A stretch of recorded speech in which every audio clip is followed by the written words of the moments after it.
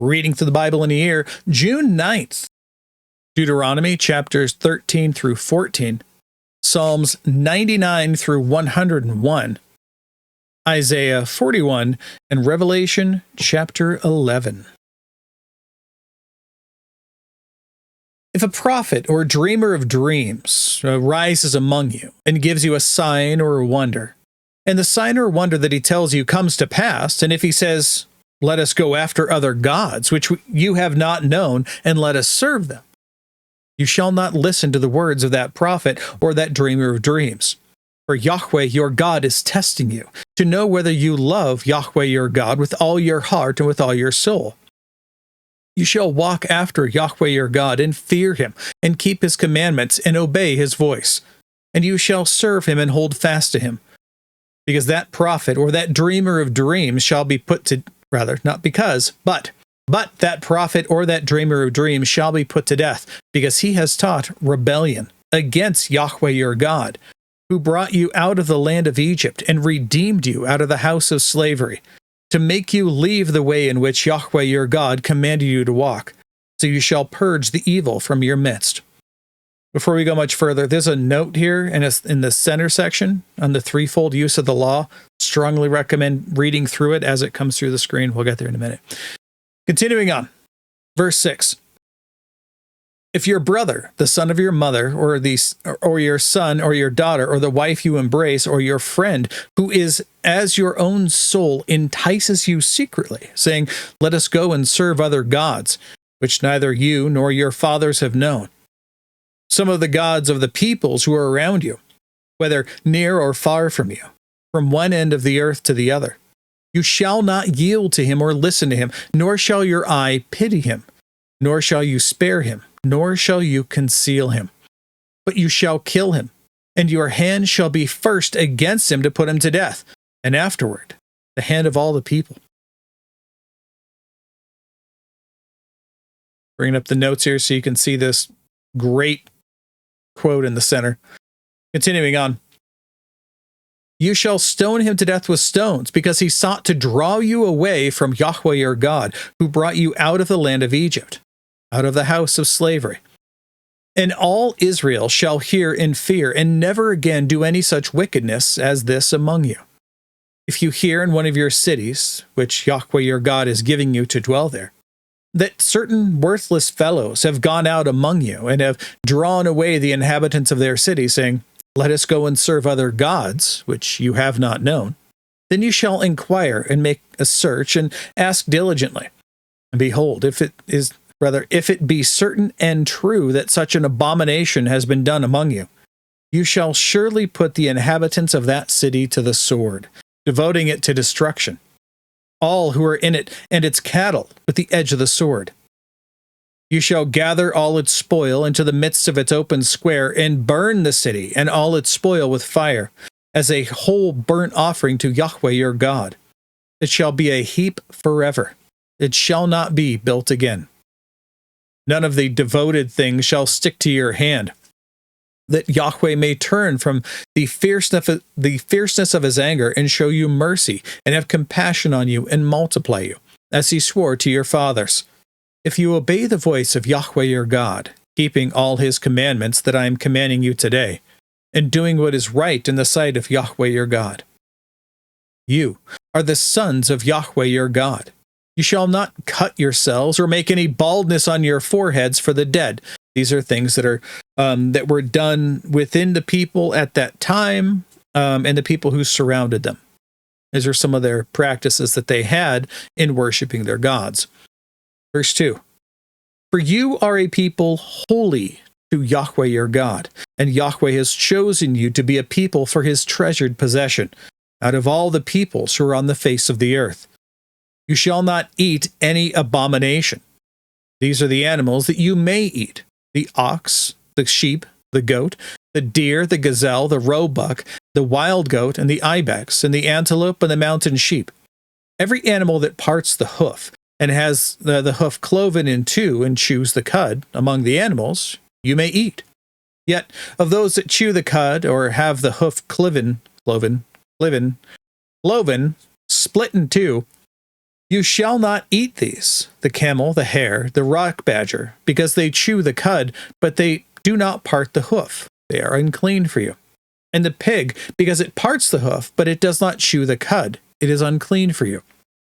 Their flesh you shall not eat, and their carcasses you shall not touch. Of all that are in the waters you may eat these. Whatever has fins and scales you may eat. Whatever does not have fins and scales you shall not eat. It is unclean for you. You may eat all clean birds, but these are the ones that you shall not eat: the eagle, the bearded vulture, the black vulture, the kite, the falcon of any kind, every raven of any kind, the ostrich, the nighthawk, the seagull, the hawk of any kind, the little owl, and the short-eared owl, and the barn owl, and the tawny owl, the carrion vulture, and the cormorant, the stork, the heron of any kind, the hoopoe, and the bat. And all winged insects are unclean for you; they shall not be eaten. All clean winged things you may eat. And you shall not eat anything that has died naturally. You may give it to the sojourner who is within your towns, that he may eat it, or you may sell it to a foreigner. For you are a people holy to Yahweh your God. You shall not boil a young goat in its mother's milk. You shall tithe all the yield of your seed that comes from the field year by year. And before Yahweh your God, go in the place that he will choose, to make his name dwell there. You shall eat the tithe of your grain, of your wine, and of your oil, and the firstborn of your herd and flock, that you may learn to fear Yahweh your God always. And if the way is too long for you, so that you are not able to carry the tithe, when Yahweh your God blesses you, because the place is too far from you, which Yahweh your God chooses to set his name there, then you shall turn it into money, and bind up the money in your hand, and go to the place that Yahweh your God chooses, and spend the money for whatever you desire, oxen or sheep or wine or strong drink, whatever your appetite craves. And you shall eat there before Yahweh your God, and rejoice, you and your household. And you shall not neglect the Levite who is within your towns, for he has no portion or inheritance with you. At the end of every 3 years you shall bring out all the tithe of your produce in the same year, and lay it up within your towns. And the Levite, because he has no portion or inheritance with you, and the sojourner, the fatherless, and the widow, who are within your towns, shall come and eat and be filled, that Yahweh your God may bless you and all the work of your hands that you do. That's all the notes to here. There we go. Now on to Psalms 99 through 101. Yahweh reigns. Let the peoples tremble. He sits enthroned upon the cherubim. Let the earth quake. Yahweh is great in Zion. He is exalted over all the peoples. Let them praise you. Let them praise your great and awesome. It'll be one of these days. Starting over at verse 3. Let them praise your great and awesome name. Holy is he. The king in his might loves justice. You have established equity. You have executed justice and righteousness in Jacob. Exalt Yahweh our God. Worship at his footstool. Holy is he. Moses and Aaron were among his priests. Samuel also was among those who called upon his name. They called to Yahweh, and he answered them. In the pillar of the cloud he spoke to them. They kept his testimonies and the statute that he gave them. Yahweh, our God, you answered them. You are a forgiving God to them, but an avenger of their wrongdoings. Exalt Yahweh our God, and worship at his holy mountain, for Yahweh our God is holy. Psalm 100. Make a joyful noise to Yahweh, all the earth. Serve Yahweh with gladness. Come into his presence with singing. Know that Yahweh, he is God. It is he who made us, and we are his. We are his people and the sheep of his pasture. Enter his gates with thanksgiving, and his courts with praise. Give thanks to him. Bless his name. For Yahweh is good. His steadfast love endures forever, and his faithfulness to all generations. Now Psalm 101. I will sing of steadfast love and justice. To you, O Yahweh, I will make music. I will ponder the way that is blameless. O when will you come to me? I will walk with integrity of heart within my house. I will not set before my eyes anything that is worthless. I hate the work of those who fall away. It shall not cling to me. A perverse heart shall be far from me. I will know nothing of evil. Whoever slanders his neighbor secretly, I will destroy. Whoever has a haughty look and an arrogant heart, I will destroy. Whoever has a haughty, I already said that. Whoever has a haughty look and an arrogant heart, I will not endure. That's what I meant to say. Verse 6, I will look with favor on the faithful of the land, that they may dwell with me. He who walks in the way that is blameless shall minister to me. No one who practices deceit shall dwell in my house. No one who utters lies shall continue before my eyes. Morning by morning I will destroy all the wicked in the land, cutting off all evildoers from the city of Yahweh. Now Isaiah 41.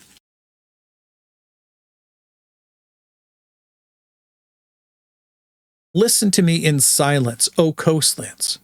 Let the peoples renew their strength. Let them approach, then let them speak. Let us together draw near for judgment. Who stirred up one from the east, whom victory meets at every step? He gives up nations before him, so that he tramples kings underfoot. He makes them like dust with his sword, like driven stubble with his bow. He pursues them and passes on safely, by paths his feet have not trod. Who has performed and done this, calling the generations from the beginning? I, Yahweh, the first and with the last I am he. The coastlands have seen and are afraid. The ends of the earth tremble. They have drawn near and come. Everyone helps his neighbor, saying to his brother, be strong. The craftsman strengthens the goldsmith, and he who smooths with the hammer, him who strikes the anvil, saying of the soldering, it is good. Then they strengthen it with nails so that it cannot be moved. But you, Israel, my servant, Jacob, whom I have chosen, the offspring of Abraham, my friend, you, whom I took from the ends of the earth and called from its farthest corner, saying to you, you are my servant. I have chosen you and not cast you off. Fear not, for I am with you. Be not dismayed, for I am your God. I will strengthen you. I will help you. I will uphold you with my righteous right hand. Behold, all who are incensed against you shall be put to shame and confounded. Those who strive against you shall be as nothing and perish. You shall seek those who contend with you, but you shall not find them. Those who war against you shall be as nothing at all. For I, Yahweh, your God, hold your right hand. It is I who say to you, fear not. I am the one who helps you. Fear not, you worm Jacob, you men of Israel. I am the one who helps you, declares Yahweh. Your Redeemer is the Holy One of Israel. Behold, I make of you a threshing sledge, new, sharp, and having teeth. You shall thresh the mountains and crush them, and you shall make the hills like chaff. You shall winnow them, and the wind shall carry them away, and the tempest shall scatter them. And you shall rejoice in Yahweh. In the Holy One of Israel you shall glory. When the poor and the needy seek water, and there is none, and their tongue is parched with thirst, I, Yahweh, will answer them. The God of Israel will not forsake them. I will open rivers on the bare heights, and fountains in the midst of the valleys. I will make the wilderness a pool of water, and the dry land springs of water. I will put in the wilderness the cedar, the acacia, the myrtle, and the olive. I will set in the desert the cypress, the plane, and the pine together, that they may see and know, may consider and understand together. that the hand of Yahweh has done this. The Holy One of Israel has created it. Set forth your case, says Yahweh. Bring your proofs, says the King of Jacob. Let them bring them, and tell us what is to happen. Tell us the former things, what they are, that we may consider them, that we may know their outcome, or declare to us the things to come. Tell us what is to come hereafter, that we may know that you are gods. Do good or do harm, that we may be dismayed and terrified. Behold, you are nothing, and your work is less than nothing. And an abomination is he who chooses you. I stirred up one from the north, and he has come. From the rising of the sun, and he shall call upon my name. He shall trample on rulers as on mortar, as the potter treads clay. Who declared it from the beginning, that we might know, and beforehand that we might say, he is right? There was none who declared it, none who proclaimed, none who heard your words. I was the first to say to Zion, behold, here they are. And I give to Jerusalem a herald of good news. But when I look, there is no one. Among these there is no counselor who, when I ask, gives an answer. Behold, they are all a delusion. Their works are nothing. Their metal images are empty wind.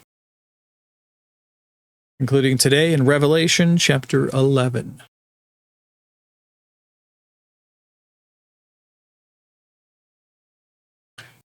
Then I was given a measuring rod like a staff, and I was told, rise and measure the temple of God and the altar and those who worship there. Again, questions, concerns, please read the notes. Verse 2. But do not measure the court outside the temple. Leave that out, for it is given over to the nations, and they will trample the holy city for 42 months. And I will grant authority to my 2 witnesses, and they will prophesy for 1,260 days, clothed in sackcloth. These are 2 olive trees, and the 2 lampstands that stand before the Lord of the earth. And if anyone would harm them, fire pours out from their mouth and consumes their foes. If anyone would harm them, this is how he is doomed to be killed. They have the power to shut the sky, that no rain may fall during their days of prophesying. And they have the power over the waters to turn them into blood, and to strike the earth with every kind of plague as often as they desire. When they have finished their testimony, the beast that rises from the bottomless pit will make war on them, and conquer them, and kill them. And their dead bodies will lie in the street of the great city that symbolically is called Sodom and Egypt, where their Lord was crucified. For 3.5 days, some from the peoples and tribes and languages and nations will gaze at their dead bodies and refuse to let them be placed in a tomb. And those who dwell on the earth will rejoice over them and make merry and exchange presents, because these 2 prophets had been a torment to those who dwell on the earth. But after 3.5 days, a breath of life from God entered them, and they stood up on their feet. And great fear fell on those who saw them. And they heard a loud voice from heaven saying to them, come up here. And they went up into heaven in a cloud, and their enemies watched them. And at that hour, there was a great earthquake, and 1/10 of the city fell. 7,000 people were killed in the earthquake, and the rest were terrified and gave glory to the God of heaven. The second woe has passed. Behold, the third woe is soon to come. Then the 7th angel blew his trumpet. There were loud voices in heaven saying, the kingdom of the world has become the kingdom of our Lord and of his Christ, and he shall reign forever and ever. And the 24 elders who sit on their thrones before God fell on their faces and worshipped God, saying, we give thanks to you, Lord God Almighty, who is and who was, for you have taken your great power and begun to reign.